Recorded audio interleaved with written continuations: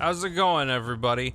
Welcome to video. I did not intend for video to look like this, but when I recorded my footage, my camera looked like a PowerPoint presentation, so we're just gonna have to deal with this. Basically, what we're doing today is we're gonna talk about a few smaller titles that you can play on Steam right now. Most of them are indie games, and they're just really cool. They're fun games that I like. Important disclaimer though, this is not going to be like a review of these games. These are going to be recommendations. So I'm like glossing over a lot of stuff.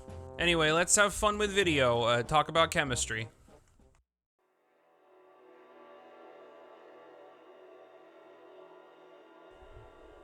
Space Chem is an extremely specific kind of game. The reason I'm bringing this game up is because there are a lot of Linux users in my audience now. Hello, welcome to my bullshit.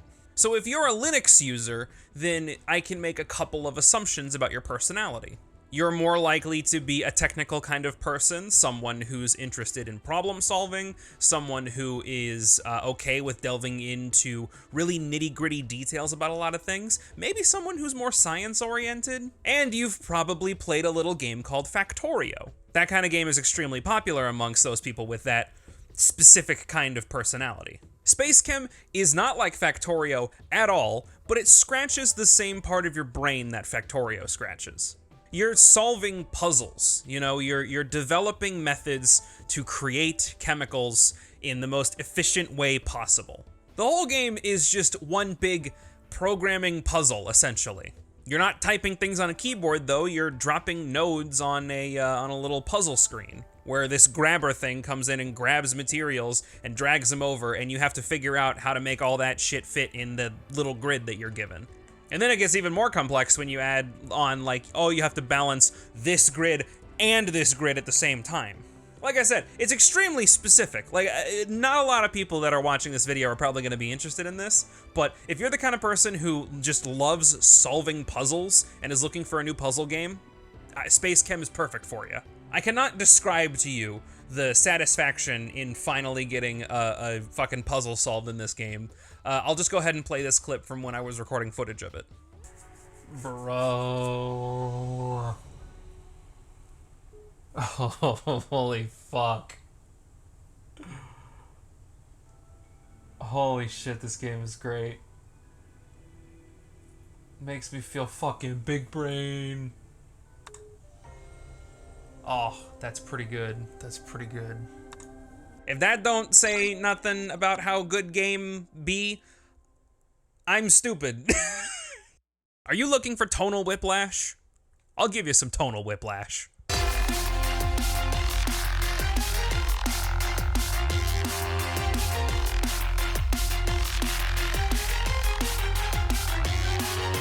Cyberhook is like the exact opposite of Space Chem. Cyberhook is exactly what I love about video games. The controls are nice and fluid, it's fun to move around, the whole point of the game is just to go really fucking fast, and the story doesn't get in your way. If you're the kind of person who loves time attacks, or speed running, or platforming, or grappling hooks, like at all, Cyberhook, it will really just hit the spot for you. And I just found out, like, while I was researching this game and recording footage and everything, this game's got fucking DLC. I didn't even know it had DLC. So guess what? When I finish this game, I'm gonna go buy that DLC because it's beautiful. Cyberhook does a really great job at just making you go fast and you be able to like feel how fast you're going. It's satisfying. It's satisfying to do it right and get like the 3-star time attack score, whatever thing. Game good. Go play it. There's also a second game that does like really similar stuff to Cyberhook that I'm also gonna recommend to you called Crumble. I'm talking like grappling hooks, speed running, very simplistic designs, the whole 9 yards. Crumble is a different aesthetic onto Cyberhook, but they're both worth playing in their own rights. And if you do want more information on Crumble, go ahead and click this video up here where I talked about it, because that game is also really good. So this is 2 recommendations in one: Cyberhook and Crumble.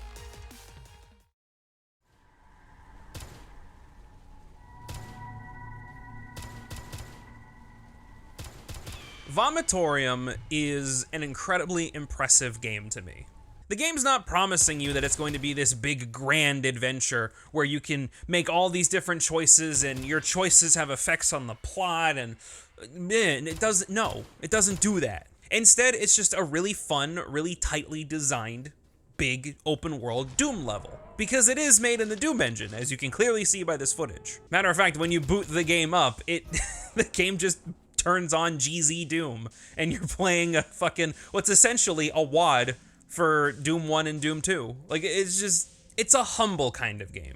What makes this game even more impressive to me is the fact that the art, the design, the programming, the everything was done by one guy. So if you like classic Doom games and are just impressed when people make games out of sheer passion for the art form, Vomitorium is a really good pick. Matter of fact, I actually streamed this game not too long ago, twitch.tv/pav_live, and was constantly blown away by just the quality of this game. Again, it's not going to give you everything, and it's not going to be a game that you're going to play over and over and over again, but you know what? Not every game needs to be that. Sometimes you just want a nice 4 to 5 hour experience where you're just left satisfied at the end of it. I'm going to keep saying this, it's just impressive. I'm always blown away by games like these.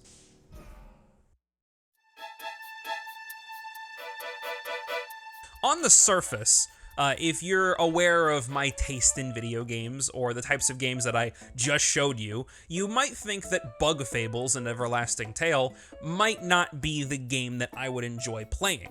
I suffer from the dreaded disease known as childhood Nintendo fan, meaning that any games that have long dialogue cutscenes, turn-based combat, or stat balancing just makes me fucking run away in fear. I normally don't play RPG games, is what I'm trying to say. But there are a few that kept my interest, and Bug Fables is one of them. Turn-based combat, not the best thing in the world to me, but there are action commands. So you hold a button down or do a button combination or complete an action, and that's what gives you the maximum damage per attack. Or when an enemy is attacking you, you can time your button presses to get either reduced damage, or you can just completely negate damage if you time it perfectly. You got fun mechanics like Turn Rally, where you get to just give other party members extra turns. You've got the best system in any RPG game, which is the medal system, where when you level up, you can either get health, mana, or medal points, which allow you to equip more medals that unlock new moves, more health, more mana, more whatever, and completely change how you play the game. And if you're a particularly cultured individual, you might notice that, yeah, Bug Fables has indeed copied off of the homework of Paper Mario: The Thousand Year Door, which is, unironically, one of the best RPGs on the planet, and I will die on this hill.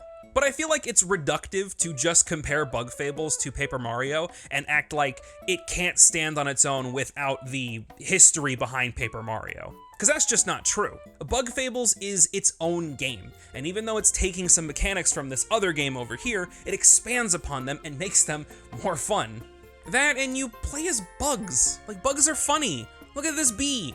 Her name is V, she's cool, she's one of the main characters. And Kabu and Leaf, and they're funny. Wasps are the bad guys, because of course they are. And you got this ant merchant that, this game's making me question some things about myself, dude. Like, let's just move on to the next thing.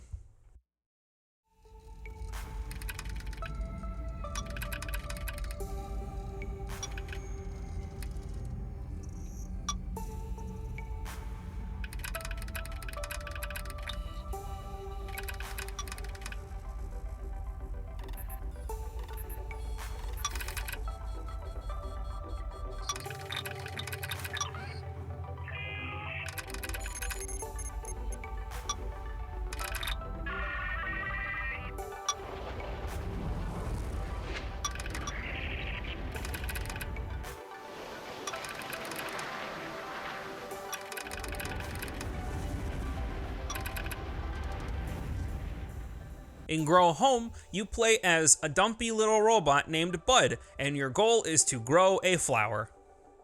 That's it. Like I said earlier, I'm a big fan of short and sweet experiences, and Grow Home is that, but in just a funny 3D platformer. And when I say funny, I don't mean like the Borderlands kind of funny, where you get to fight creepers with your guns, or some guy said lol and that gave you a slight exhale. No, I'm talking like the robot walk funny and trip over himself. And you just look at this sheep. Look at how dopey this sheep is. Look at this dodo bird. You wanna throw the dodo bird off a cliff? You could do that. You wanna get a big leaf and glide around the sky like you just don't have a fucking care in the universe? Yeah, you can do that too. The game has a clear goal, but it's never forcing you to do the goal.